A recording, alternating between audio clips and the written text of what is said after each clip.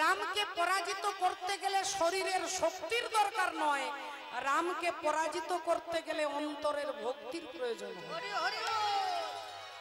শক্তি নয়, ভক্তির প্রয়োজন। রাবণ বলল ঠিক আছে যা, তোর মায়ের অনুমতি নিয়ে যাবি, যা, তোর মা যদি অনুমতি দেয় যাবি, যা। ছেলে ছুটতে ছুটতে মায়ের কাছে এলেন, এসে চিৎকার করে মাকে ডাকলেন, মা।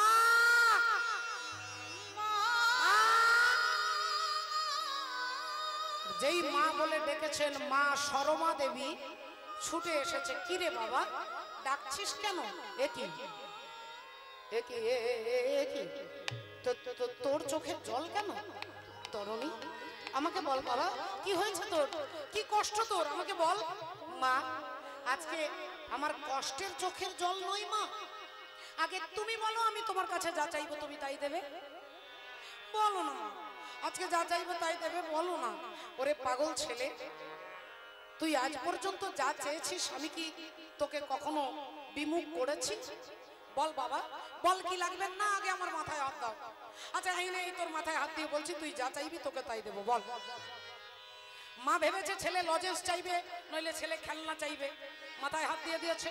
ছেলে বলল মা আগামী কাল সকাল বেলায় আমি আমার প্রভু রামচন্দ্রের সঙ্গে যুদ্ধ করতে যাব। না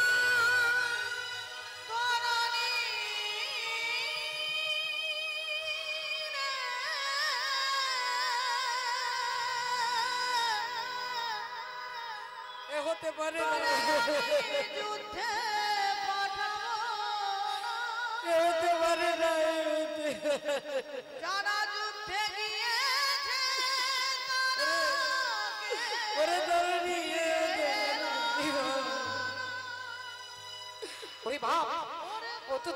তুই জানিস না বাবা, তুই জানিস না আজ পর্যন্ত যারা যারা রামের সঙ্গে যুদ্ধ করতে গেছে তারা আর কোনোদিন বাড়ি ফিরে আসেনি। তাই তুই যদি যাস আর কোনোদিন ফিরে আসতে পারবি না। ছেলে সঙ্গে সঙ্গে মায়ের হাতটা নিয়েছে আর মায়ের হাতটা মাথায় দিয়ে বলছে মা আমাকে আশীর্বাদ করো, আমি যেন কোনোদিন ফিরে না আসি। মা ছেলেকে বলছে যে তুই গেলে আর আসতে পারবি না। ছেলে বলছে আশীর্বাদ করো আমি যেন না ফিরে আসি, কারণ ফিরে যতবার আসি ততবার মরতে হয়, ততবার জ্বালা ততবার যন্ত্রণা। আর শাস্ত্র বলছেন ন তদ ভয়তে সূর্য ন শশাঙ্ক ন পাবক যদ্গত্বানা নিবর্তন্তে তদ্ধামং পরমং মম। যেখানে সূর্যের আলোর দরকার নেই, যেখানে চন্দ্রমার শৈথিল্যের দরকার নেই, যেখানে কোনো টিউবলাইটের দরকার নেই, যেখানে হ্যালোজেনের জেনারেটরের দরকার নেই, ন তদ ভয়তে সূর্য ন শশাঙ্ক ন পাবক যদ্গত্বানা নিবর্তন্তে তদ্ধামং পরমং মম। যেখানে গেলে আর এখানে আসতে হয় না, এটাই হচ্ছে ভগবত ধাম। তাই ছেলে বলছে আশীর্বাদ করো যেন আমি কোনোদিন ফিরে না আসি। ছেলে কোথায় দাঁড়িয়ে কথা বলছে আর মা কাঁদছে কেন না, মা যে ভাবছে ছেলে যদি চলে যায় আমাকে কে দেখবে, আমার সেবা কে করবে, আমাকে কে খেতে দেবে, আমার বংশ রক্ষা কে করবে, যেটা জড় জগতে হয় বাবা। কিন্তু ভক্তিমতী মায়েরা এই ধারণা যদি কারো থাকে যে আমার ছেলে আমাকে দেখবে, আমার নাতি আমাকে দেখবে, এ ধারণা তাহলে মন থেকে মুছে ফেলুন। আপনার ছেলে আপনাকে দেখবে না, আপনার নাতি আপনাকে দেখবে না, কেউ দেখে না বাবা। কর্ম নাই বা বিলিয়াতে, তোমার কর্মই তোমাকে দেখবে, তোমার কর্মই তোমাকে সুখ দেয় আর তোমার কর্মই তোমাকে দুঃখ দেয়। ভগবান আপনাকে দুঃখ দেবার ক্ষমতা নেই, ভগবানের কোনো ক্ষমতা নেই আপনাকে দুঃখ দেবার, কারণ তিনি সুখময় আনন্দময়, তার কাছে দুঃখ নেই। আপনি চাইলেও তিনি দুঃখ দিতে পারবে না যতক্ষণ আপনার কর্ম আপনাকে দুঃখ না দিচ্ছে। তাই আপনার ছেলে আপনাকে দেখবে না। যদি বলেন প্রমাণ কি, ও যে বেটার বাবা হতে সাধ কেন চিতে, বেটার বাবা হতে সাধ কেন চিতে, বেটার বাবা হতে সাধ কেন চিতে, ওই বেটা কি তোরে করবে সুখী, বেটার বাবা হতে সাধ কেন চিতে, বেটা কি তোরে করবে সুখী, বেটার বাবা হতে সাধ কেন চিতে। বলে ছেলেই যদি দেখবে তাহলে শত পুত্রের বাবা,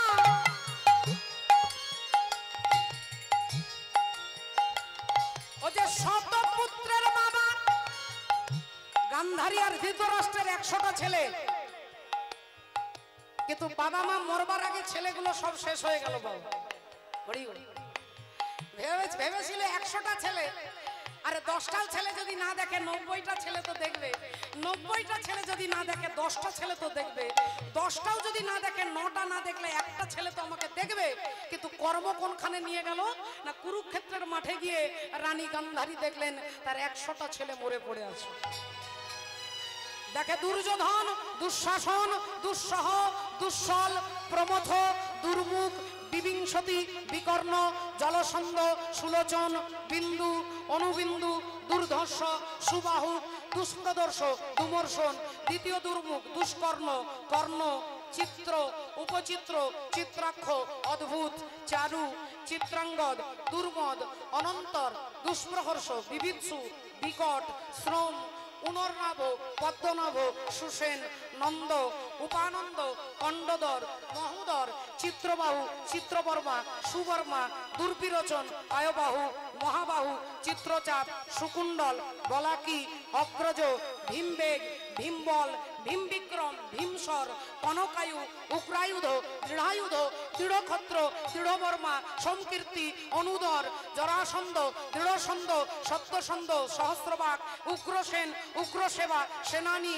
পণ্ডিতক, দৃঢ়হস্ত, সুহস্তক, বাতবেগ, বন্যাসী, সুবর্চা, আদিত্যকেতু, নাগদত্ত, নিসঙ্গী, জানহ, কবচী, দণ্ডী, দণ্ডধর, অনুগ্রহ, উগ্র, আলুলোপ, অভয়, রৌদ্রবর্মা, বিরাবী, সুদীর্ঘলোচন, বুড়রু, কনকাঙ্গড়, পুণ্ডক, চিত্রক, মহারথ। এই 100টা যার ছেলে তার বংশে বাতি দিতে কেউ নেই। আপনি চাইছেন আমার একটা ছেলে যদি হয়, হরি বল, রাধে রাধে, একটা ছেলে যদি হয়ে যায় আমার কোনো চিন্তা নেই, টেনশন নেই, রাধে। ধৃতরাষ্ট্রের 100টা ছেলে তারা শেষ হয়ে গেল। এবার আপনারা পয়েন্টে কথা বলতেই পারেন, আপনারা বলতেই পারেন মা চৈতালি ধৃতরাষ্ট্রের ছেলেরা বাজে ছেলে, আমার ছেলে যদি ভালো হয় আমাকে দেখবে না? বলে চারি পুত্রের বাবা দশরথ রাজা, চারি পুত্রের বাবা দশরথ রাজা, চারি পুত্রের বাবা দশরথ রাজা, ওগো চারি পুত্রের বাবা দশরথ রাজা, পুত্রের বাবা দশরথ রাজা। ধৃতরাষ্ট্রের ছেলে খারাপ ছেলে, দুষ্টু ছেলে, নোংরা ছেলে। দশরথের ছেলে তো দুষ্টু নয়, রাম, লক্ষণ, ভরত, শত্রুঘ্ন, এই 4টে যার ভালো ছেলে তার বাবার গতি কি হলো? ও যে বাসি মড়া হয়ে রইল তেলে ভাজা। ওই চারি পুত্রের বাবা দশরথ রাজা বাসি মোড়া হয়ে রইল তেলে ভাজা। তাহলে ভগবান রামচন্দ্রের বাবার দুর্গতি শুনলেন। এবার ভগবান কৃষ্ণের বাবাকে দেখে যান, ভগবান শ্রীকৃষ্ণের বাবাকে দেখে যান। কৃষ্ণ যার ছেলে তার বাবা আছে কংসের জেলে। কৃষ্ণ যার ছেলে তার বাবা আছে জেলে। কে নিয়ে গেল জেলে? বলে তাদের কর্ম নিয়ে গেল। ভগবান বুঝিয়ে দিচ্ছে আমি তোমার জামাই হতে পারি, আমি তোমার ছেলে হতে পারি, আমি তোমার স্বামী হতে পারি, আমি তোমার নাতিও হতে পারি, কিন্তু আমি তোমাকে রক্ষা করব না, তোমার কর্ম তোমাকে রক্ষা করবে। ও যে বসুদেবের হলো, ও যে বসুদেবের হলো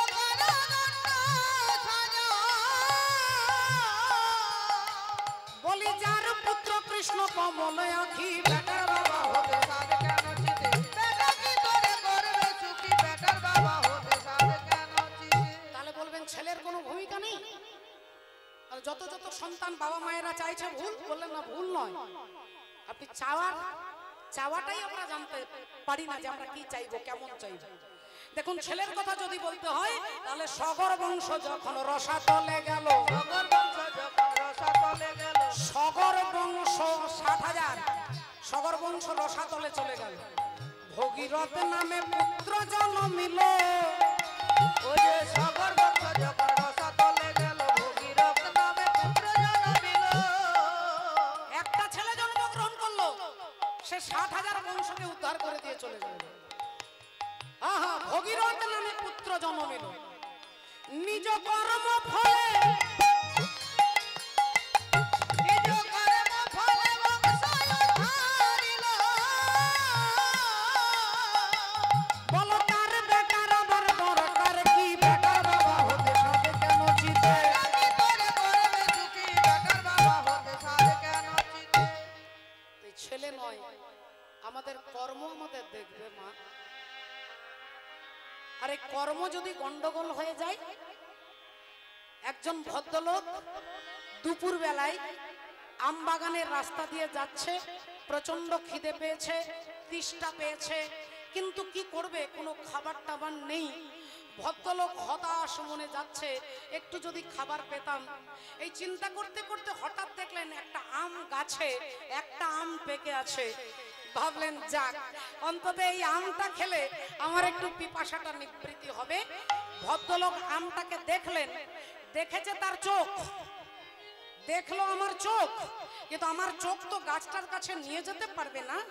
গাছের কাছে নিয়ে যাবে কোন ইন্দ্রিয় না, আমার পা নামক ইন্দ্রিয় আমাকে গাছটার কাছে নিয়ে যেতে সাহায্য করলো।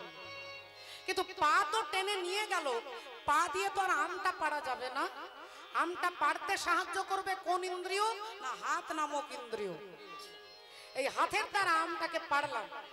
এবার আমটা পেড়ে ছালটা ছুলে আটিটা ফেলে শ্বাসটা নিয়ে কোথায় দিলাম না, মুখ নামক ইন্দ্রিয় দিলাম। এবার মুখের মধ্যে দিলাম, যেই মুখে দিলাম অমনি মুখ পাঠিয়ে দিল পেটের মধ্যে। আম খাওয়া হয়ে গেল। ভদ্রলোক হাত ধুয়ে ভাবলে এবার বাড়ি যাই, আর অমনি বাগানের মালিক একটা মোটা লাঠি এনে পিঠের মধ্যে ধড়াম করে দিয়েছে। যেই দিয়েছে অমনি সঙ্গে সঙ্গে দেখুন, আমি আবার রিপিট করছি, দেখেছে চোখ, নিয়ে গেল পা, পারলো হাত, দিল মুখে, মুখ পাঠিয়ে দিল পেটে। আর মার খেলো কে না, পিঠ মার খেলো। তা পিঠ ভাবলো তাহলে আমি থানায় গিয়ে এফআইআর করব। আমাকে বিনা দোষে মারা হবে কেন? আমার তো এখানে কোনো ভূমিকাই নেই, তাহলে আমি মিছিমিছি মার খাবো কেন? আপনারাও বলবেন তাই তো। দোষটা করলো আরেকজন আর মার খাবে আরেকজন, কষ্ট পাবে আরেকজন। পিঠ মার খাবে কেন? বলে কথাটা এখানে শেষ নয়। যেই পিঠের মধ্যে মেরেছে উনি ভদ্রলোক কাঁদতে শুরু করেছে। আর যখন তিনি কাঁদবে, জলটা কোথা থেকে পড়বে মা? কোথা থেকে? পিঠ থেকে, চোখ থেকে। তাহলে দোষটা প্রথমে কে করেছিলেন? তাহলে যে দোষটা করেছিল কাঁদতে কাকে হলো? তাহলে কর্ম নাই বা বিলিয়তে, আপনার কর্মের ফল আপনাকেই ভোগ করতে হবে। আমি সখাত সলিলে ডুবে মরি সেবা, দোষ কারো নয় গো মা। আমার ধর্ম ধর্ম হলো কোদণ্ড স্বরূপ, পুণ্য ক্ষেত্র মাঝে আমি বাঁধিলাম কূপ। সে কূপে বেড়িল কাল রূপ জল, কালো বন রমা মা দো করো নয় গো মা। তাহলে এত কিছু শাস্ত্র বলছে, অথচ আমার মনে বিশ্বাস যে আমার স্বামী আছে আমাকে দেখবে, আমার ছেলে আছে আমাকে দেখবে। তাহলে দুঃখটা আমি সখাত সলিলে ডুবে, আমি আমার কর্মের ফল এজন্যই দুঃখ পাচ্ছি। তাহলে একমাত্র চিন্তা কাকে হবে না, তিনি আমাদের দেখবেন, কর্ম আমাকে দেখবে। রাধে রাধে। তাই কর্মযোগ, গীতাতে 18টা অধ্যায়ের মধ্যে একটা যোগ হচ্ছে কর্মযোগ। আপনাকে কর্মযোগী হতে হবে, কর্মের মধ্যে ধর্মকে খুঁজে নিতে হবে। ধর্ম কাকে বলে? অর্জুন জিজ্ঞাসা করছে ধর্ম কি? বলে আগে ধর্ম রে পরে ধর্ম রে, আগে ধর্ম রে পরে ধর্ম রে, আগে ধর্ম রে পরে ধর্ম রে, আগে ধর্ম রে, ধর্ম রে, ধর্ম রে, ধর্ম রে, ধর্ম রে, সর্বধর্ম ইতাই জয় রাধে। সর্বধর্ম পরিত্যাজ্যং মামেকং শরণং ব্রজ, अहं त्वं सर्व पापेभ्यो मोक्षयिष्यामि मा शुच। তাই বলছেন, বলি আগে ধর্ম রে পরে ধর্ম রে, আগে ধর্ম রে ধর্ম রে, বলি আগে ধর্ম রে পরে ধর্ম রে, আগে ধর্ম রে ধর্ম রে, আগে ধর্ম রে পরে ধর্ম রে, ধর্ম রে ধর্ম, বলি আগে ধর্ম রে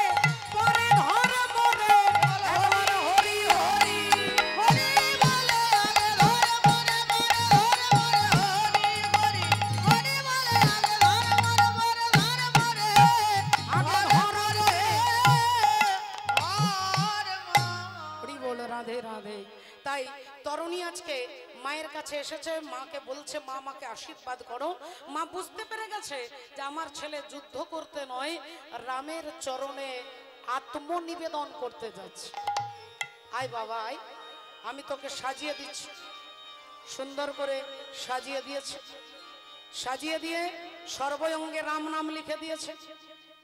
রাম নাম লিখে দিয়ে হাতে ধনুর্বাণ দিয়ে বলছে শোন বাবা, যদি রামকে পেতে চাস তাহলে অন্তিম কালে একবার রাম বলে ডাকিস। यम यम वापी शरण भावम तजे तंते कलेवरम तम तम भावो एवो ए कुंत्यो सदा तद भाव भाविता। তোর হাতে ধনুর্বাণ দিলাম, তুই যুদ্ধ করতে যাচ্ছিস, কিন্তু তোর মুখে থাকবে ভগবানের নাম। হরি বল।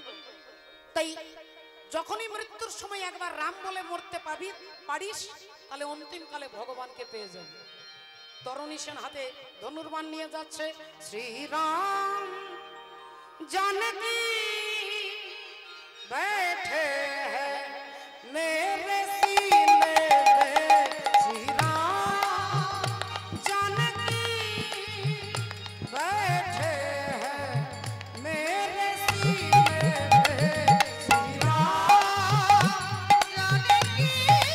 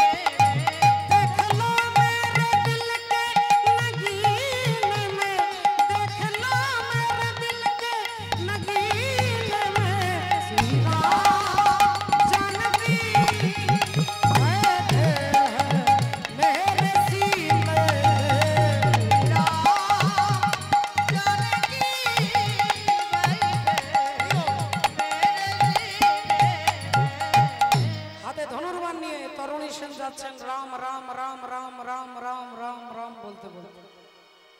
আর যেই ভগবান রামচন্দ্রের কাছে দাঁড়িয়েছেন, ভগবান রামচন্দ্র চমকে গেলেন, তাকিয়ে দেখলেন একটা বাচ্চা ছেলে।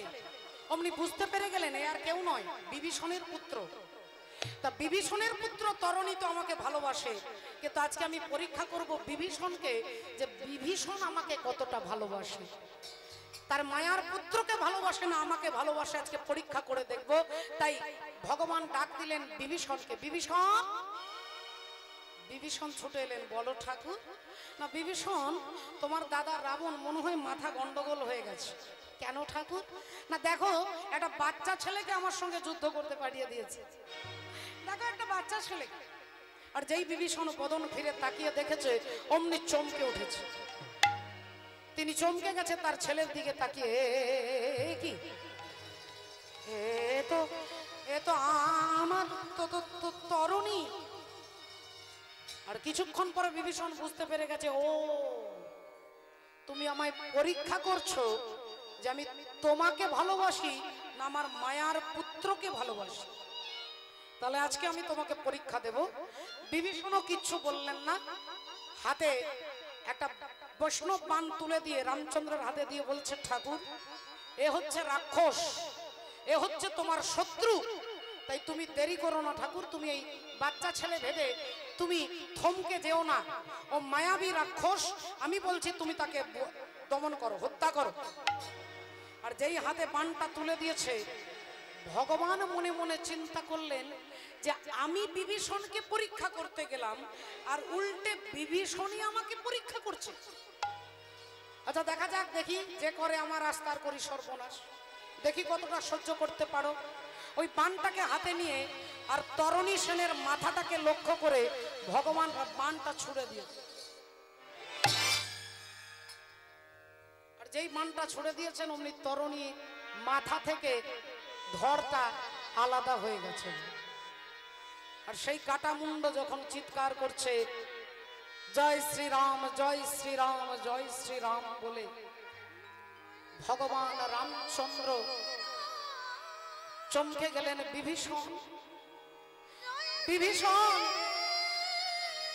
এমন আকুল আর্তনাদে কেউ আমাকে ডাকে না, বিভীষণ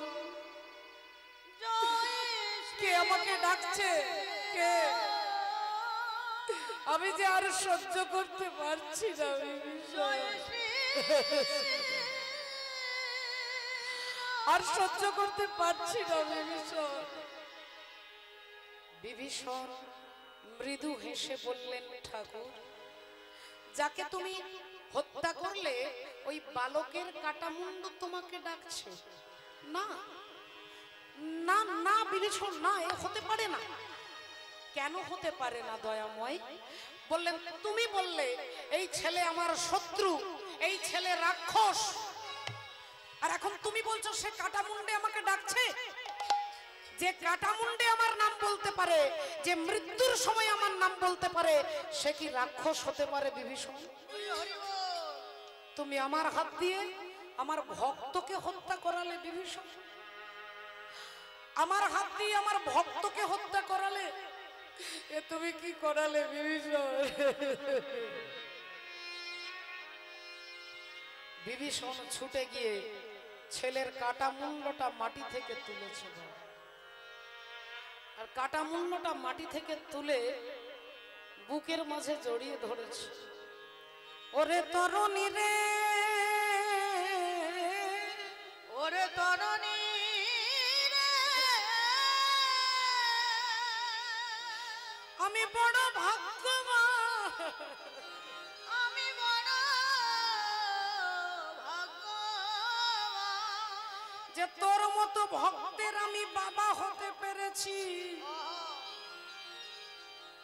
কাটা মুন্ডটা বুকে জড়িয়ে ধরে কাঁদছে, পেছন থেকে রামচন্দ্র কাঁধে হাত দিয়ে বলছেন, বিভীষণ যাকে মারবার জন্য তুমি আমার হাতে বাণ তুলে দিলে, আর এখন তুমি তার কাটা মুন্ড বুকে জড়িয়ে ধরে কাঁদছো, তাহলে সত্যি করে বলো বিভীষণ, আজকে বিভীষণকে নয় বাবা, অনন্ত অনন্ত ব্রহ্মাণ্ডের কোটি কোটি পিতা মাতাকে ভগবান জিজ্ঞাসা করছেন, কার তনয়?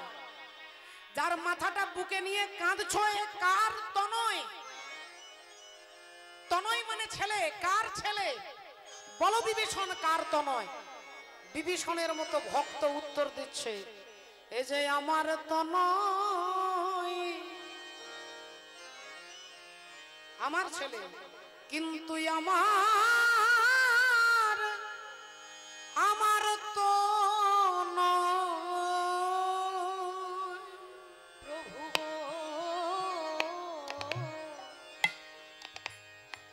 এই যে আমার তন,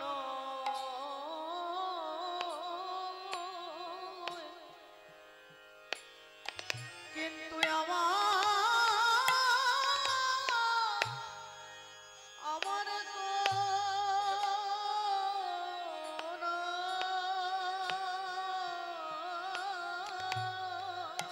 আমি তোমার ওই চরণে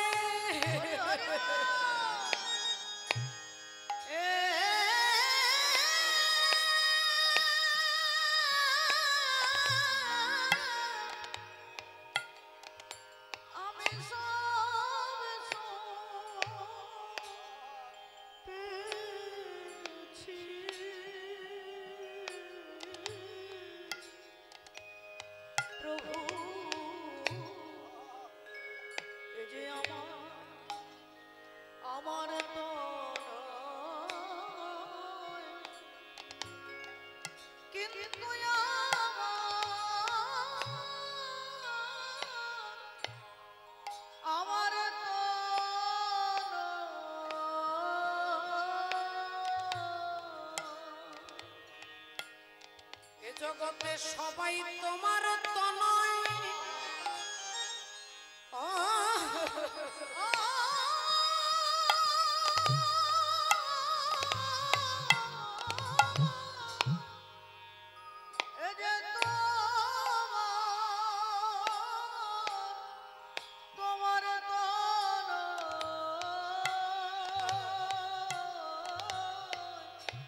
কেউ আমার তনয়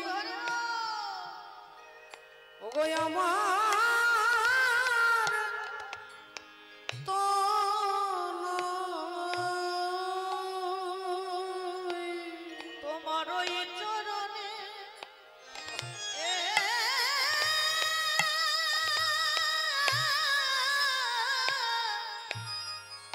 আমি সবেছি আমার আমি আমার বলতে কিছু রাখি না গো। তোমার ওই চরণে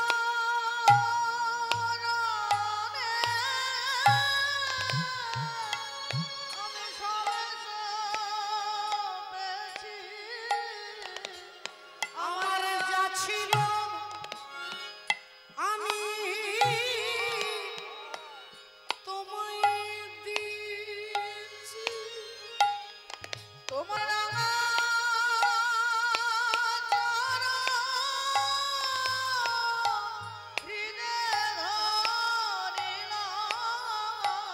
ওগো আমি নিলাম নিলাম তোমার শরণ নিলাম।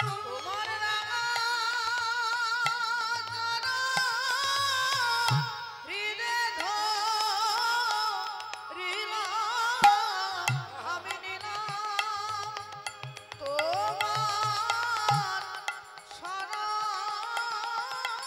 নিলাম আজ হতে প্রভু আমি তোমার হলাম গো। ওগো আমি নিলাম তোমার শরণ নিলাম।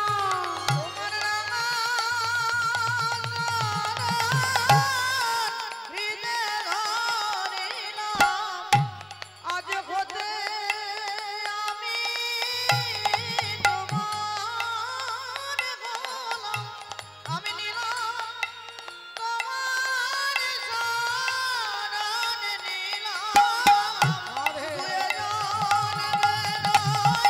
প্রতি জন্মে আমায় চরণ ছাড়া করো না গো। দুয়ে জন্মে নয় জন্মে জন্মে আমি নিলাম তোমার শরণ নিলাম।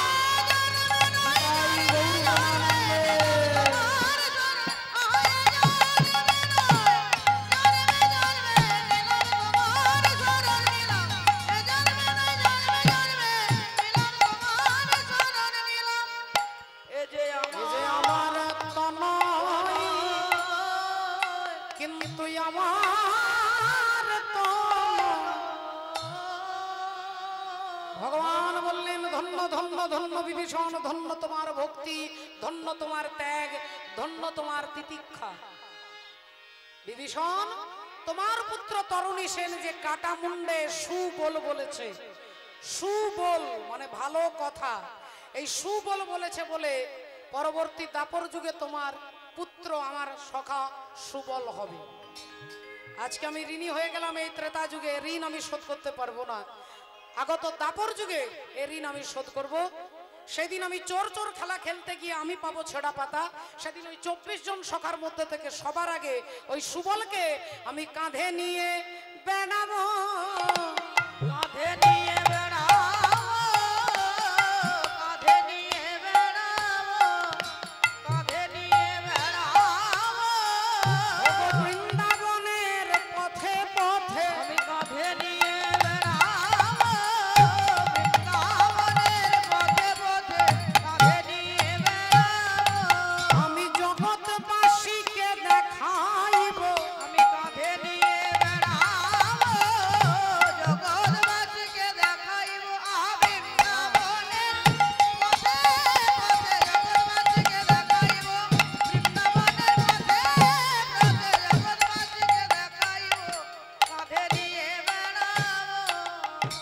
সেদিনের সেই সুবল হরিবল আজকে তরুণী আজকে সুবল হয়েছে, কাঁধে নিয়েছেন ভগবান। আজকে 24 জন সখাকে কাঁধে নিয়ে যমুনার কুল থেকে বংশীবট পর্যন্ত নিয়ে যেতে হবে, তাই সুবলকে কাঁধে চাপিয়েছে বল হরিবল রাধে রাধে। আর কাঁধে চাপিয়ে সমস্ত ভক্তদেরকে তিনি কাঁধে নেবেন। তাই খেলা খেলছেন, খেলিছে বিনোদ খেলা সব সখাগণে, খেলিছে বিনোদ খেলা সবে সখাগণে, ওগো খেলিছে বিনোদ খেলা সব সখাগণে, খেলিছে বিনোদ খেলা সবে সখাগণে। আর সেদি বিন্দু অঙ্গে ঝরে পিপাসার কারণে, যদি বিন্দু অঙ্গে ঝরে পিপাসার কারণে, যদি বিন্দু অঙ্গে ঝরে পিপাসার কারণে, তাদের খেলা ভালো লাগে না রে, খেলা ভালো লাগে না রে, লাগে না রে, খেলা ভালো লাগে না রে, তারা ঘিরে ঘিরে দাঁড়াইল, খেলা ভালো লাগে না রে, ঘিরে ঘিরে দাঁড়াইলো, খেলা ভালো লাগে না রে, ঘিরে ঘিরে দাঁড়াইলো ভাই কানাইকে মাঝে করে, ঘিরে ঘিরে দাঁড়াইলো ভাই কানাইকে মাঝে করে, ঘিরে ঘিরে দাঁড়াইলো, খেলা ভালো লাগে না রে। আর খেলবো না, আর খেলবো না ভাই, আর খেলবো না, প্রচন্ড পিপাসা পেয়েছে, একটু জল পান করব। ভগবান চিন্তা করলেন তাই তো আজকে তো আমি জল খেতে বা জল খাওয়াতে আসিনি, আর কাঁধে চড়তেও আসিনি, আজকে তো কালীয় নাগকে দমন করতে হবে, তাহলে সেখানে যেতে হবে। তা কালীয় নাগের কাছে যেতে গেলে হরিবল সখাগণের তৃষ্ণা বৃত্তিটা বাড়িয়ে দিয়েছে। সখাগণ বললেন আমার পিপাসা পেয়েছে ভাই, তুই এক কাজ কর, তুই এখানে হরিবল তুই আমাদের জন্য জল নিয়ে আয়। ভগবান বলল ঠিক আছে, তোরা এই গাছের ছায়াতে বস, আমি জলটা নিয়ে আসি। আর যেই ভগবান ছুটলেন জল আনতে, পেছন থেকে শ্রীরাম ডাকলেন, কানাই ফিরে আয় ভাই, ফিরে আয়, আজকে তুই জল আনতে যাবি না। কেন না, তোর মা যশোদাকে আমরা কথা দিয়েছি আজকে তোকে দিয়ে জলও আনতে দেব না, তোকে দিয়ে ফলও আনতে দেব না। কেন জানিস, তোর মা নাকি রাত্রে স্বপ্ন দেখেছে তোকে নাকি বিষধর সর্প দংশন করছে, তাই তোকে তো কিছুতেই আমাদের সঙ্গে পাঠাচ্ছিল না।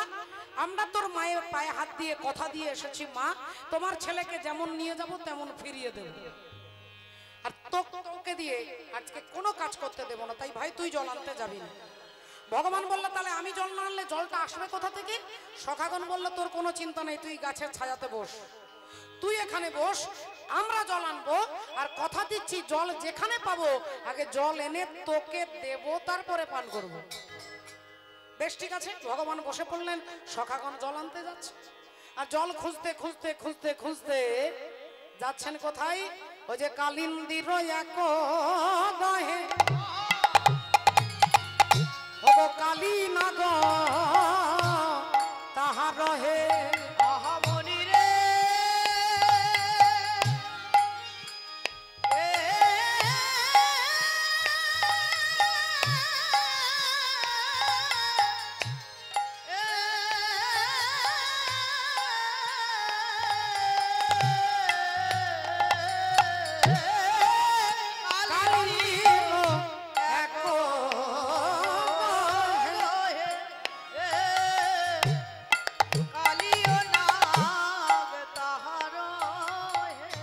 বিশ্বজন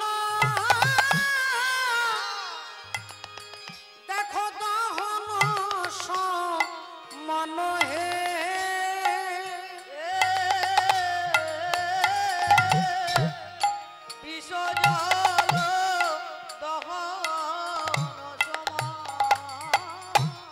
কালিন্দির এক দহে কালী নাগ তাহার রহে বিষ জল দহন সমান। তার জলের বর্ণনা করছেন, জলটা গুণাগুণ বর্ণনা করছে। তাহারও পরে বাই পাখি যদি উড়ি যায় পড়ে তাহে তেজিয়া পরাণ, বিষ উথলিছে জলে প্রাণী যদি যায় চলে, জলেরও বাতাসও পাইয়া মরে, স্থাবর জঙ্গম কত কুলে মরিয়াছে শত, বিষ জল সহিতে না পেরে। ভয়ঙ্কর কালীয় নাগ, যার জলের ওপর দিয়ে উড়ে গেলে পাখি মারা যায়, পাশ দিয়ে কোনো প্রাণী হেঁটে গেলে মারা যায়। সখাগণ সেই জলটাই দেখে তারা তাড়াহুড়ো করে জল দেখতে পেয়ে আনন্দে জলে নেমে আর হাতে করে জল তুলে আর যেই ঢক ঢক করে জল পান করছে, যেই জলটা মুখে দিয়েছে অমনি বিষের কাজ শুরু হয়ে গেছে। অমনি শ্রীদাম সুদাম দাম বসুদাম চিৎকার করতে লাগলো। কেউ বলছে জ্বলে গেল, জ্বলে গেল, জ্বলে গেল। কেউ বলছে ওরে ভাই চারিদিকে অন্ধকার দেখতে পাচ্ছি।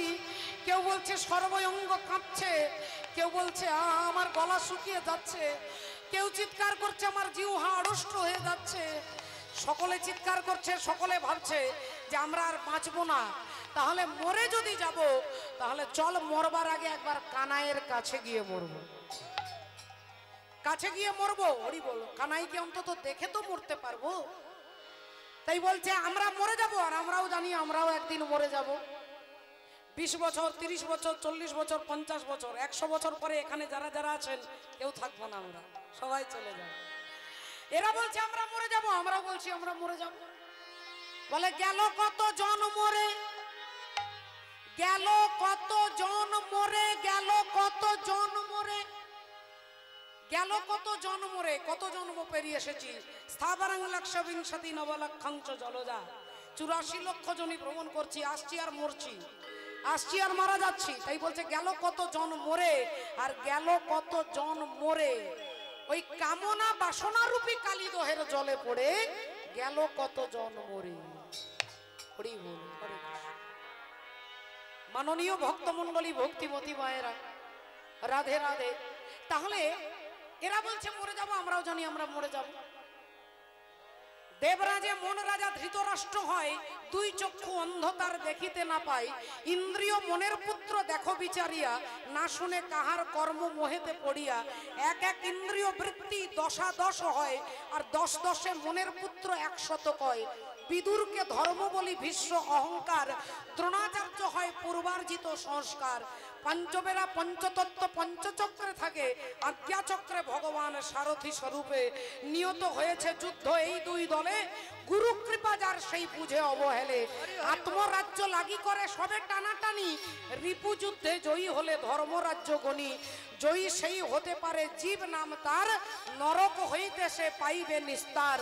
সকলই বিজয়ী সে ভব সংসারে, যাহার সারথি কৃষ্ণ এ দেহ রথের উপরে। হরি হরি বল। দেহ রথের সারথি ভগবানকে করতে পারলেই মৃত্যু থেকে, মৃত্যু ভয় থেকে জয় করতে পারবো।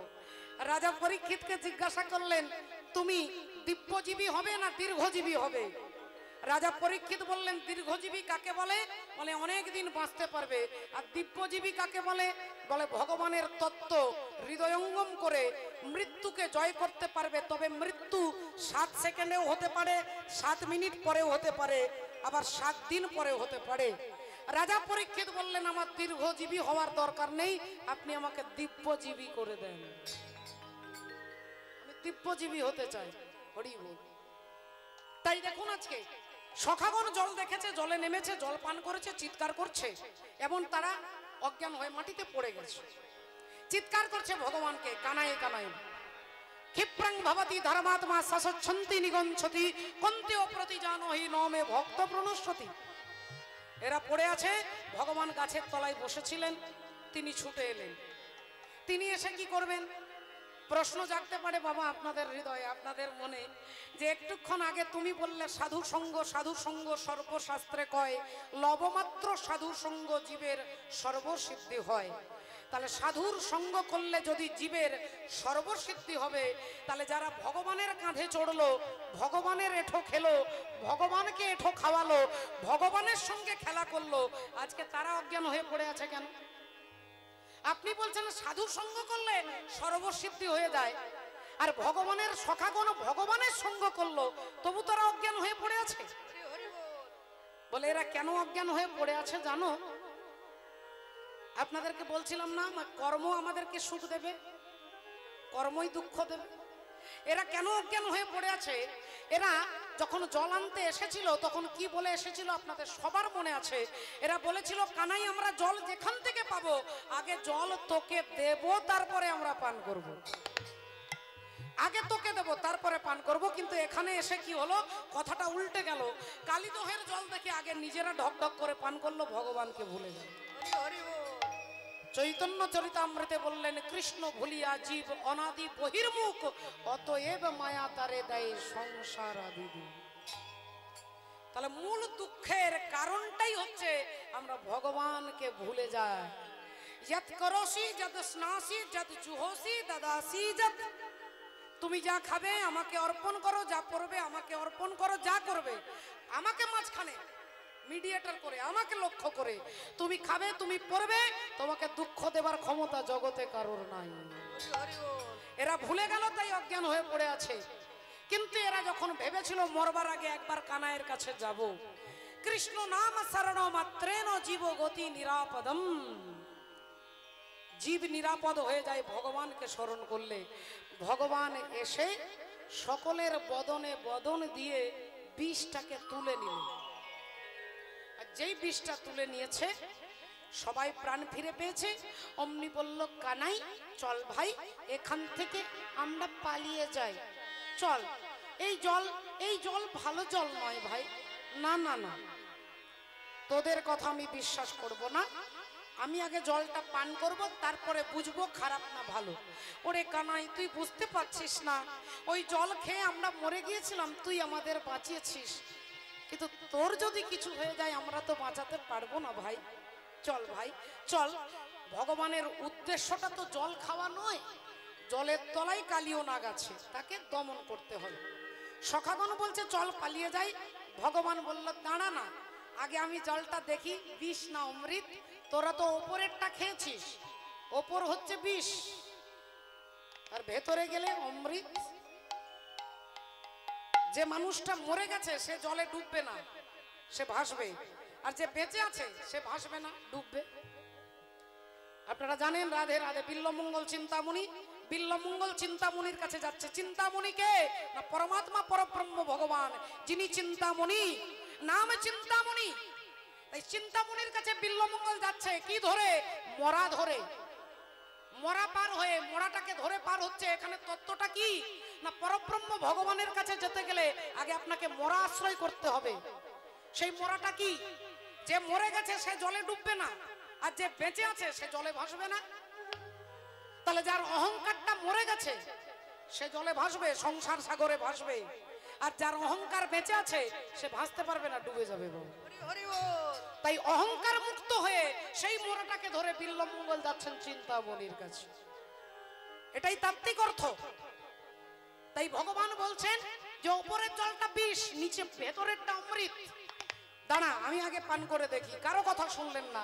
আজ দেখি যদু নন্দন দুষ্ট সর্প বিনাশন, দেখি যদু নন্দন দুষ্ট সর্প বিনাশন, দেখি যদু নন্দন দুষ্ট সর্প বিনাশন, দেখি যদু নন্দন দুষ্ট সর্প বিনাশন, দেখি যদু নন্দন দুষ্ট সর্প বিনাশন, উঠিলে কদম্বের ডালে, আজ উঠিলে কদম্বের ডালে, আজ উঠিলে কদম্বের ডালে। একবারে কদম বৃক্ষের ওপরে চেপে গেছে। রাজা পরীক্ষিত বললেন, দাঁড়ান দাঁড়ান দাঁড়ান, আপনি একটুক্ষণ আগে বললেন যে জলের ওপর দিয়ে পাখি উড়ে যেতে পারে না, যার পাশ দিয়ে প্রাণী যেতে পারে না, যে জলের আশেপাশে একটা ঘাস পর্যন্ত বাঁচে না, তাহলে ভগবান যে গাছটাতে চাপলো সেই গাছটা বেঁচে আছে কি করে? যেখানে সব গাছ মারা যায়। দেখি যদু নন্দন দুষ্ট সর্প বিনাশন, উঠিলে কদম্বের ডালে, কদম্ব বৃক্ষটা কি করে বেঁচে আছে? সুখদেব গোস্বামী বললেন, ধন্য ধন্য ধন্য রাজা পরীক্ষিত, এই গাছটা বেঁচে আছে কারণ ইনি পূর্বে সাধুর সঙ্গ করেছেন। বিষ্ণু ভক্ত গরুড়, আর গরুড় তার মায়ের দাসিত্ব মোচন করবে বলে স্বর্গ থেকে অমৃতের ভাণ্ড আনতে গিয়েছিলেন। সেই স্বর্গ থেকে অমৃতের ভাণ্ড ঠোঁটে করে আনতে আনতে ইন্দ্রের সঙ্গে প্রচন্ড যুদ্ধ হয়েছে। ক্লান্ত হয়ে গিয়ে এই গাছের উপরে বসে একটু বিশ্রাম করেছিলেন। তাই ভক্তের চরণ স্পর্শে ওই কদম্ব বৃক্ষটা হয়ে গেল অমৃত, অমৃতের ছোঁয়া পেয়ে হয়ে গেল অমৃত। সেই গাছের উপরে হরিবল আজকে ভগবান চেপেছেন, আর সেই গাছ থেকে আজকে ভগবান ঝাঁপ দেবেন। আচ্ছা, গাছ থেকে ঝাঁপ দেবেন কেন? কালিও নাগ আছে জলের তলায়, কালিও নাগের কাছে ভগবানকে যেতে হবে, ঠিক আছে, এ পর্যন্ত ঠিক আছে। তাহলে তিনি গাছে চাপবে কেন, গাছ থেকেই ঝাঁপ দেবে কেন? তিনি তো কালীদহের কুলে দাঁড়িয়েই ঝাঁপ দিতে পারতেন। তিনি এত কষ্ট করে গাছে চাপলো, তারপরে ঝাঁপ দিচ্ছে। কেন ঝাঁপ দিচ্ছেন না, আমাদেরকে দেখাচ্ছেন যে ওই কালিও নাগকে দমন করার জন্য আমি যেমন অমৃতরূপী কদম্ব বৃক্ষকে আশ্রয় করে ঝাঁপ দিচ্ছি, তদ্রূপ হে জীব, তোমার দেহের মধ্যে এই কামরূপী কালিও নাগটাকে যদি দমন করতে চাও, তাহলে অমৃতরূপী আগে গুরুর চরণ আশ্রয় করো।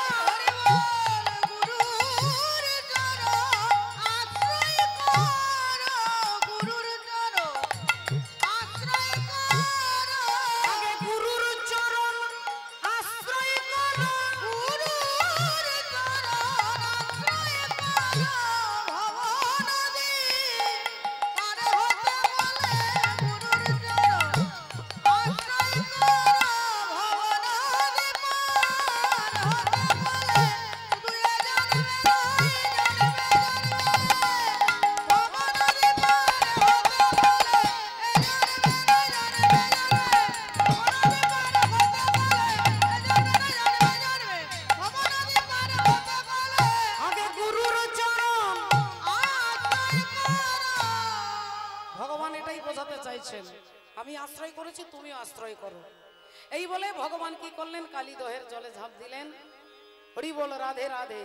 এত কহি কৃষ্ণ আমার জলেতে ঝাঁপ দিল, এত কহি কৃষ্ণ আমার জলেতে ঝাঁপ দিল, এত কহি কৃষ্ণ আমার জলেতে ঝাঁপ দিল। আরে কালীদহের কালো জল নড়িয়া উঠিল, কালীদহের কালো জল নড়িয়া উঠিল, কালীদহের কালো জল নড়িয়া উঠিল। জলের তলায় কালিও নাগ চিৎকার করে উঠল, কে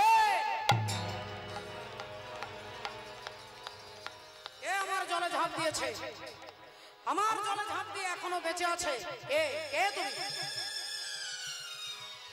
ফনা বিস্তার করে কালিও দেখিতে লাগিল, রাই শেখর ভয়ে কাঁপিতে লাগিল। ফনা বিস্তার করে দেখছে, আরে একটা বাচ্চা ছেলে আমার জলের মধ্যে ঝাঁপ দিয়ে গোটা জলটাকে আলোড়িত করছে, যে জলের ওপরে নিচে পাশে কোনো দিক থেকে কেউ যেতে পারে না, সেই জলে ঝাঁপ দিয়েছে একটা সামান্য বাচ্চা ছেলে। তা তোকে যদি আমি ধরতে পারি, আমি পিষে পিষে মেরে ফেলবো।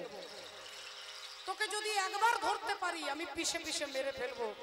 ভগবান বললেন, যে মে ভক্ত ইয়ে যথা মাম প্রপদ্যন্তে তাং তথৈব ভজাম্যহম মম বরদানু বর্তন্তে মনুষ্য পার্থ সর্বস্ব। যে আমাকে যেমন ভাবে ধরতে চাই, আমি তাকে সেইভাবে ধরা দিই। তুমি আমাকে ধরবে, বেশ, তো ধরো না, ধরো না, আমি তো তোমাকে ধরা দেবার জন্য এসেছি। ভগবান দাঁড়িয়ে পড়েছে, আর কালিও নাগ ভগবানকে ভালো করে আষ্টে পৃষ্ঠে সাপ যেভাবে ধরে, সাপ যেভাবে ধরে সেইভাবে পেঁচিয়ে পেঁচিয়ে ধরে কি করছেন না, ঘর্ষণ করছেন, ঘষছেন। সাপ যেভাবে ধরেছে সেভাবে ধরে বেশ আষ্টে পৃষ্ঠে ধরে ঘর্ষণ করছে, ঘষছে। এবার ভগবান তো হয়ে গেছে পাথর, বজ্রাদপি কঠোরানি মৃদুনি কুসুমাদপি। ভক্তের কাছে ফুলের থেকে কোমল, আর অভক্তের কাছে তিনি বজ্রের থেকেও কঠিন। ভগবান পাথর হয়ে দাঁড়িয়ে গেছে। কালিও নাগ যত ঘষছে, তারই দেহের চামড়া ছালগুলো উঠে যাচ্ছে, চামড়া উঠে যাচ্ছে, রক্ত পড়ছে, জ্বালা করছে। কালিও নাগ ভাবলেন, আরে একে তো ঘর্ষণ করে আমি পারলাম না, তাহলে তো আমারই চামড়া উঠে যাচ্ছে, জ্বালা করছে। তাহলে এক কাজ করি, একে ঘর্ষণ নয়, একে দংশন করে দেখব। এবার ছবল মারবে। ভগবান বললেন, বেশ, তাই করে দেখো।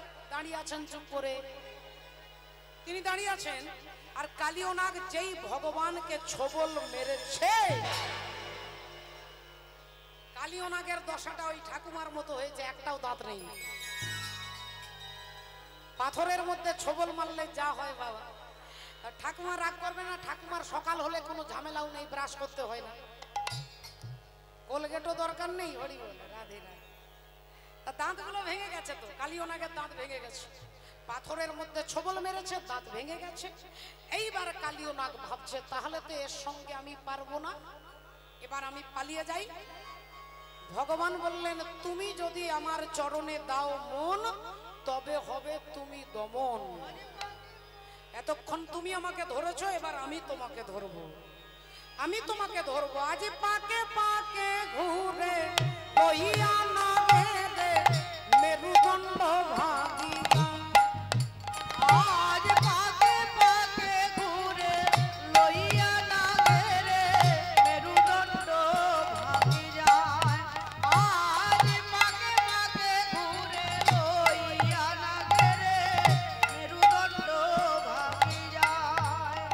ঘুরে পাকে পাকে ঘুরে পাকে পাকে ঘুরে পাকে পাকে ঘুরে পাকে পাকে একবার ধরবে যাকে, পাকে পাকে ধরিবেন যাকে।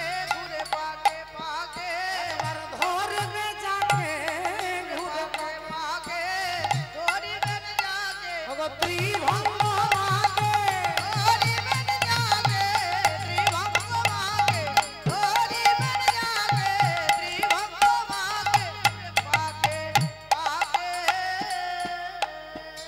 এইবার কালিও নাগের মেরুদণ্ড ভেঙে গেছে, মাথাটা নিচু হয়ে গেছে, এত অহংকার ছিল এতক্ষণ।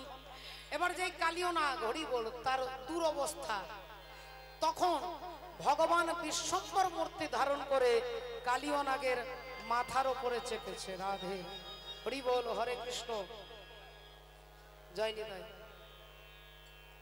হ্যাঁ নিশ্চয়ই বলবো। আচ্ছা আচ্ছা আচ্ছা আচ্ছা হরি বল, হরে কৃষ্ণ, জয় নিতাই, জয় নিতাই। আচ্ছা কালিও নাগ তিনি চিন্তা করছে যে তাহলে তো আর আমি পারবো না। ভগবান তার মাথার উপরে চেপে নৃত্য করছে, আর নৃত্য করছেন তখন তার ফণাগুলো একটা একটা করে ভেঙে যাচ্ছে। ফণাগুলো যখন ভেঙে যাচ্ছে তার মুখ দিয়ে গলগল গলগল করে রক্ত পড়ছে। কালিও নাগের পত্নীগণ বলছেন ত্রাহিমাম ত্রাহিমাম, প্রভু আমাদের স্বামীকে ছেড়ে দাও, প্রভু ছেড়ে দাও। ভগবান বললেন শোনো, তোমাদের স্বামীকে আমি হত্যা করবার জন্য আসিনি, তোমরা যখন বলছো বেশ ছেড়ে দিলাম, তাহলে এক কাজ করো, আমার বৃন্দাবন ছেড়ে তোমাদের চলে যেতে হবে, চলে যেতে হবে। হরি হরি। তখন তাদের পত্নীগণ জিজ্ঞাসা করছে প্রভু যে চরণ যোগী যোগে পাই না, যোগী যোগে আরে ঋষি ধ্যানে পাই না, ঋষি ধ্যানে সেই চরণ আমাদের স্বামী মাথায় পেল কি করে? তখন ভগবান বললেন শোনো মা, তোমাদের স্বামী ছিল বিদর্ভ দেশের রাজা চন্দ্রধ্বজ। রাজার ছিল বুকে ব্যথা, শুল ব্যাধি, বুকে যন্ত্রণা, বিভিন্ন ডাক্তার কবিরাজ ওষুধ সবকিছু, এলোপ্যাথি হোমিওপ্যাথি অনেক চিকিৎসা হলো, কিছুতেই ব্যাধি যাচ্ছে না। তিনি ভাবলেন আত্মহত্যা করব। দেবর্ষি নারদ বললেন রাজা মশাই আত্মহত্যা মহাপাপ, এটা আপনি করবেন না। এক কাজ করুন, আপনি চলে যান কাম্যবনে, ঋষি অগস্ত্যের চরণামৃত পান করুন, আপনার শুল ব্যাধি ভালো হয়ে যাবে। রাজা চন্দ্রধ্বজ তিনি রাধে রাধে তিনি আসছেন কাম্যবনে, অগস্ত্য ঋষির চরণামৃত পান করবেন বলে। দাদা ভাই জিজ্ঞাসা করছিলেন যে কালিও নাগ কালী দহে আছেন কেন, অর্থাৎ কোন মুনির অভিশাপে? হ্যাঁ, সৌভরী মুনি তিনি জলের তলায় বসে সাধনা করছেন, জলের তলায় বসে তিনি সাধনা করছেন, আর দুটো মাছ তারা আনন্দে কেলি করছে। আর এমন সময় রাধে রাধে এমন সময় ওপর দিয়ে গরুড় যাচ্ছেন, গরুড়ের খাদ্য মাছ। তিনি যেই মাছটাকে তুলে নিয়েছে অমনি সৌভরী মুনি অভিশাপ দিল যে ফের যদি কোনোদিন এখানে তুমি আসো তাহলে তুমি কিন্তু পুড়ে মারা যাবে। এখানের কথাটা মনে রাখবেন, এখানে অভিশাপ দিল পুড়ে মারা যাবে এখানে যদি আসো। এবার এদিকে কি হলো, এদিকে কালিও নাগের মা কদ্রু আর গরুড়ের মা বিনতা তারা তর্ক করেছে ইন্দ্রের ঘোড়া কালো আর সাদা। কিন্তু চালাকি করে কদ্রু কি করলেন না, তাদের ছেলেদেরকে দিয়ে সাদা ঘোড়াটাকে কালো করে দিলেন, তার মাকে দাসিত্ব বৃত্তি করলেন, গরুড় তখন চ্যালেঞ্জ করেছিল যে পৃথিবীতে কোনো সাপ আমি রাখবো না। এই সমস্ত সাপেদেরকে মারতে মারতে মারতে ওই কালীয় নাগ জানে যে ওইখানে গরুড় যেতে পারবে না যেখানে সৌভরী মুনি অভিশাপ দিয়েছে। তাই কালীয় নাগ ওই যে এসে ওই কালীদহের সেখানে এসে লুকিয়ে থাকে। কেন না এই এলাকাটাতে গরুড় আসতে পারবে না, সৌভরী মুনির অভিশাপ রয়েছে। হরি বল, হরে কৃষ্ণ, জয় রাধে। তাই আজকে সেই কালীয় নাগ তিনি ছিলেন বিদর্ভ দেশের রাজা চন্দ্রধ্বজ। আর চন্দ্রধ্বজ রাজা তিনি কি করছেন, অগস্ত্য ঋষির চরণামৃত পান করবেন বলে তিনি মনের আনন্দে ছুটতে ছুটতে যাচ্ছে, বৈষ্ণবের চরণোদক পান করবেন। রাধে রাধে। একবার সময় মিলে বলবো, বলো রাধা রানী কি জয়, বলো ভগবান কৃষ্ণচন্দ্র কি জয়। संतन के संग लाग रे हो तेरी अच्छी बनेगी, संतन के संग लाग रे तेरी अच्छी बनेगी, संतन के संग लाग रे वो तेरी अच्छी बनेगी, संतन के संग लाग रे वो तेरी अच्छी बनेगी, अच्छी बनेगी तेरी बिगड़ी बनेगी, अच्छी बनेगी तेरी बिगड़ी बनेगी, अच्छी बनेगी तेरी बिगड़ी बनेगी, अच्छी बनेगी तेरी बिगड़ी बनेगी, हो तेरो बड़े भाग रे तेरी अच्छी बनेगी, संतन के संग लाग रे वो तेरी अच्छी बनेगी, संतन के संग लाग रे वो तेरी अच्छी बनेगी, कागा से तो है हंस बनाए, कागा से तो है हंस बनाए, कागा से तो है हंस बनाए, कागा से तो है हंस बनाए, मिट जाए औरन की दाग रे तेरी अच्छी बनेगी, संतन के संग लाग रे वो तेरी अच्छी बनेगी, संतन के संग लाग रे वो तेरी अच्छी बनेगी, संतन के संग लाग रे तेरी अच्छी बनेगी, संतन के संग लाग रे तेरी अच्छी बनेगी, संतन के संग लाग रे वो तेरी अच्छी बनेगी। রাধে শ্যাম। আজকে তিনি অগস্ত্য মুনির চরণামৃত মুখে দিলেন না, আপনারা জানেন, প্রচন্ড ঘৃণা হলো। তারা কি করলেন না, কাম্য বনে এসে অগস্ত্য ঋষিকে বলছে, দয়া করে আপনার একটা চরণ আমাকে দেন। ভগবানের মায়ায় ঋষি অগস্ত্যের চরণ একবারে গলে পচে গেছে, পুঁজ রক্তে ভরে গেছে। যেই দক্ষিণ চরণটা বাড়িয়ে দিলেন, রাজা দেখেই চমকে গেলেন, ছি ছি ছি ছি, এই চরণের চরণামৃত কি করে আমি মুখে দেব? তাহলে দ্বিতীয় চরণটা চাই। দ্বিতীয় চরণটা যখন চাইলেন, দ্বিতীয় চরণ আরো দ্বিগুণ গলে পচে গেছে। রাজা ভাবলেন কি করি কি করি কি করি, একটা মাটির ভাণ্ড এনে ঋষির চরণের তলায় দিয়েছে, আর হাতে করে চরণে জল দিচ্ছে। হাতের জল চরণে পড়ছে, চরণের জল ভাণ্ডের মধ্যে পড়ছে। আর যেই হাতের জল ঢালা শেষ, অমনি চরণ থেকে একটা মাংসের টুকরো টপ করে ভাণ্ডের মধ্যে পড়ে গেল। রাজা ভাবলো, ইস ছি ছি ছি ছি ছি, এবার কি করব? একটা কাঠি দিয়ে মাংসটাকে ফেলবে বলে যেই মাংসটা ছুঁয়েছে কাঠি দিয়ে, অমনি মাংসটা জলের মধ্যে গুলে গেছে, সারা জলে গুলে গেছে, জলটাই নোংরা হয়ে গেছে। আর রাজা ভাবলো, তাহলে এক কাজ করি, পুরো জলটাই তো নোংরা হয়ে গেল, এই ভাণ্ডটাকে নিয়ে গিয়ে ঘরে রেখে দেব, একটুক্ষণ স্থির হয়ে গেলে নোংরাটা জলের তলায় জমে যাবে, ওপরের জলটা পরিষ্কার হয়ে যাবে, আর সেই পরিষ্কার জলটা আমি মুখে দেব। এই ভেবে রাজা বাড়িতে ভাণ্ডটা রেখে দিয়ে তিনি স্নান করতে গেলেন। আর সেই সুযোগে 5 জন রানী প্রবেশ করে সারা ঘরে চন্দনের গন্ধ দেখে খুঁজে পেলেন সেই ভাণ্ড।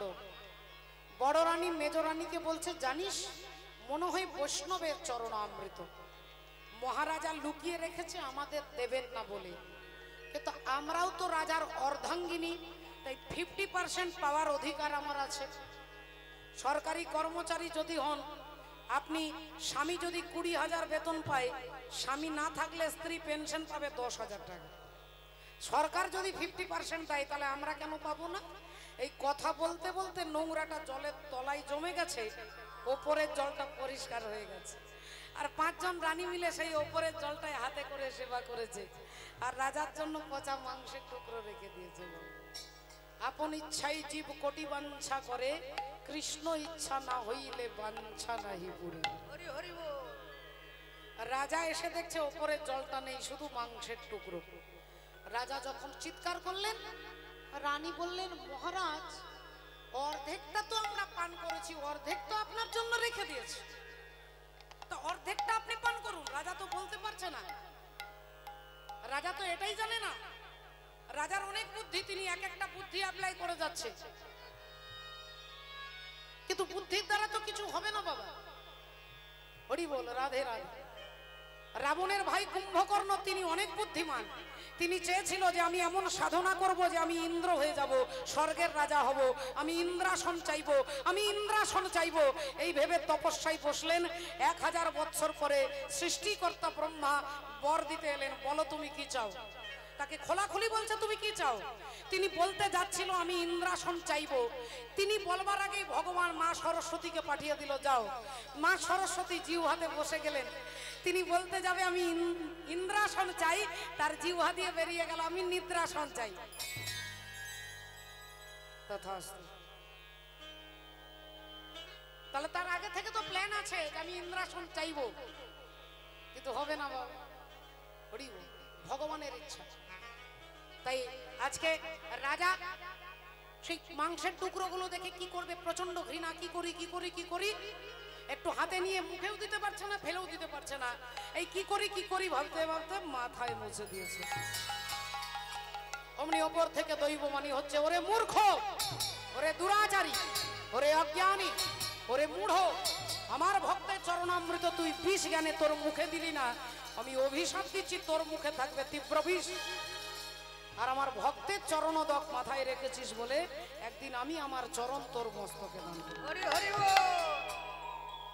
এই কথা যেই বলেছেন, এতক্ষণ পরে কালী ওনাকে চিনতে পারলেন যে আমার মাথার উপরে যিনি চেপে আছেন তিনি পরমাত্মা পরব্রহ্ম ভগবান শ্রী হরি। হরি বল হরি। ভক্তমণ্ডলী ভক্তিমতী মায়ের। তাই আসুন, আজকে কালী ওনাগ উদ্ধার হয়ে গেলেন। মা যশোমতী ভগবানকে এসে কোলে তুলে নিয়েছেন। আজকে মায়ের কোলে ভগবানকে রেখে পরবর্তী শ্রদ্ধেয় কীর্তনিয়া তিনি আপনাদের কাছে হরি কথা সাধন করাবেন। হরি বল, জয় রাধে। মায়ের কোলে ভগবানকে রেখে একবার আমরা সবাই মিলে বলবো হরে কৃষ্ণ হরে কৃষ্ণ কৃষ্ণ কৃষ্ণ হরে হরে, হরে রাম হরে রাম রাম রাম হরে হরে।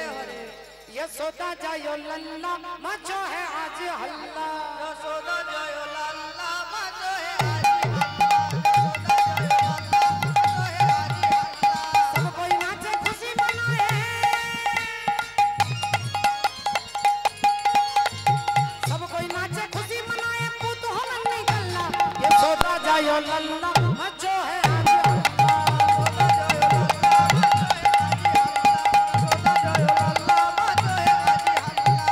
चोली भी